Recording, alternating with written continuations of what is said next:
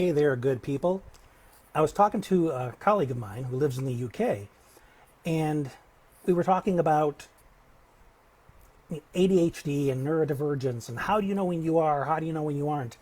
And one little pearl that she shared was that there's a 5-year waiting list in her area to get assessed for ADHD.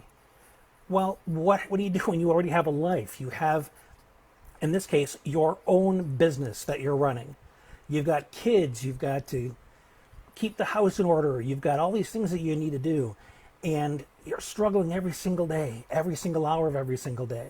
And because you can't get this assessment, you can't get the support, you can't get recommendations, you can't get guidance. Fortunately, that's not the case.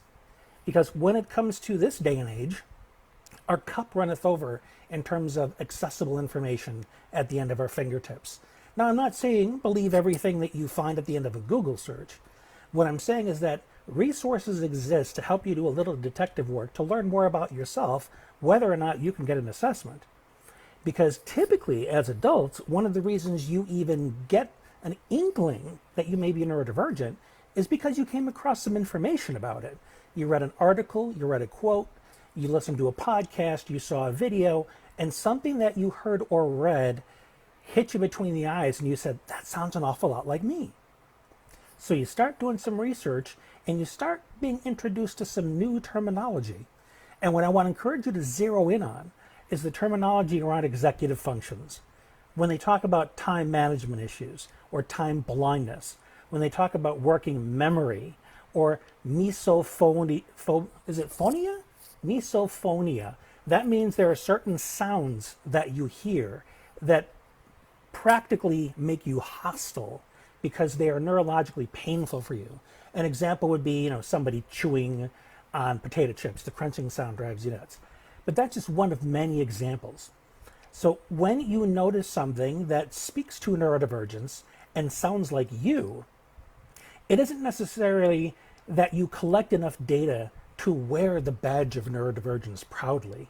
The label isn't what matters. What matters is that you have concrete anecdotal evidence or research evidence that backs up your lived experience. So you can say, this sounds like me. What does this person recommend? Or are there other people quoted in this that may have suggestions for how to manage this one thing? My time blindness, my working memory issues, my anxiety. So in other words, seek information to fill in those gaps that you have identified in yourself, those skill gaps, not those value gaps, because we know darn well that you're worth as much, if not, let me back up. You're worth as much as anybody else because you're inherently worthy. Having skill gaps just means you may need to take, especially if they're neurodivergent skill gaps, which they are inherent in your wiring and your cognitive chemistry. If that's the case, you may have to be more resourceful, more creative than others in terms of finding the strategies you need to be successful. But you can find strategies for individual skill gaps without anybody giving you the neurodivergent flag to wave proudly. So don't worry about whether you can use a label or not.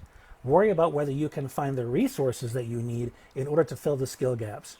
And if somebody decides they want to work with me and get my support in managing their neurodivergence, I'm not going to ask for a membership card or a copy of your diagnosis to prove that it's valid because it's signed by a regular MD. No, I'm going to trust your journey and the fact that you are exploring who you are, why you are, and what you want to do with it. So hopefully this gives some clarification, a little peace of mind. And if you have any other additional questions around this, feel free to leave a comment or send me off a message and I'll be happy to point you in the right direction. Pardon me, a little tongue-tied this morning. Until we meet again, thanks for being you.